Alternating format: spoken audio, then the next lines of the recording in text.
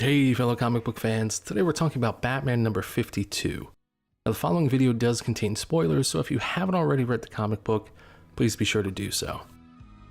Alright, so Batman number 52 guys, today Ben is not with us, Dave is here, I'm here, and we also have John who writes for the website, but this is his first video with us.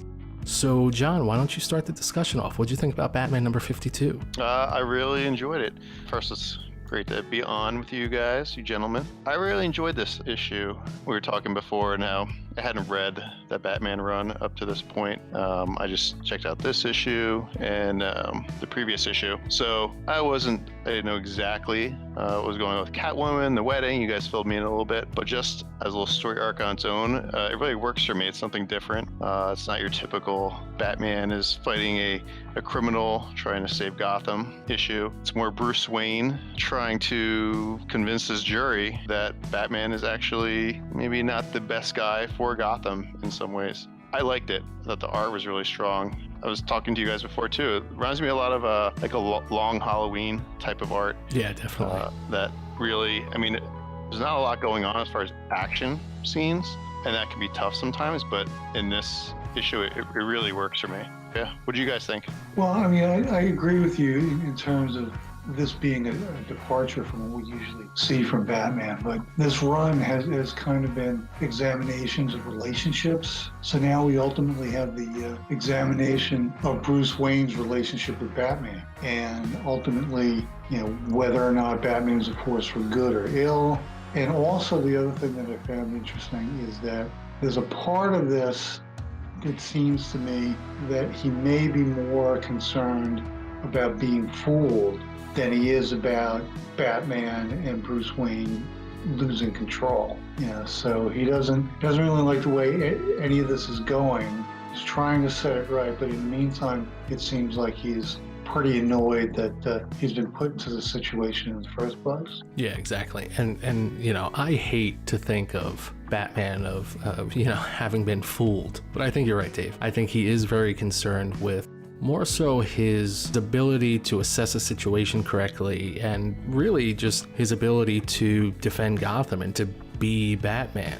You know, normally we haven't seen too much of that, where Bruce Wayne questions whether or not he's the man for the job, but we're really seeing that here, and it's a very intense arc.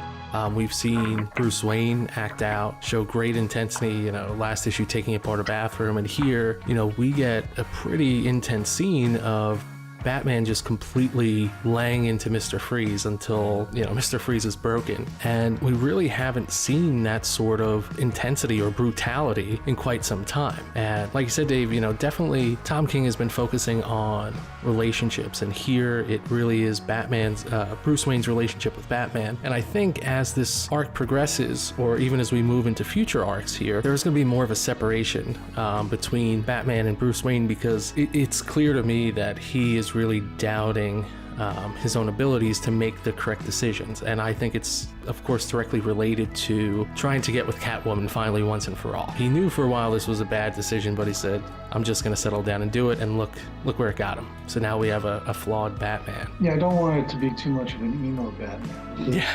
The point is that he cannot not be Batman.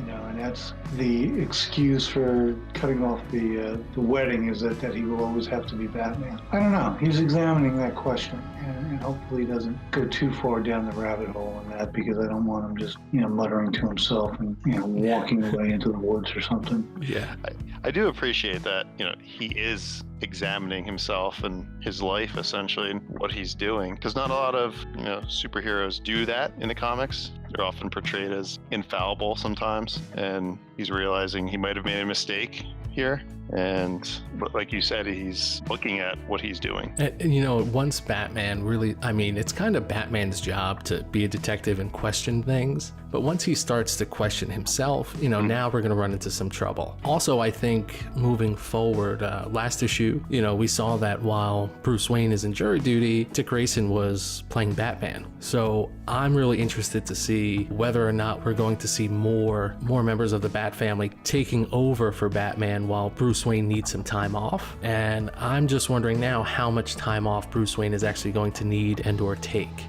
So that's my concern going forward. But overall, completely agree with both of you guys. This was a great issue. Loved the illustrations.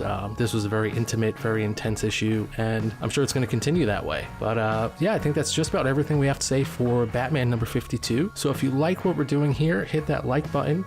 Let us know what you think about the comic in the comments below. And as always, don't forget to check out thebrazenbull.com for more great comic book content. Until next time. Bye. Bye-bye.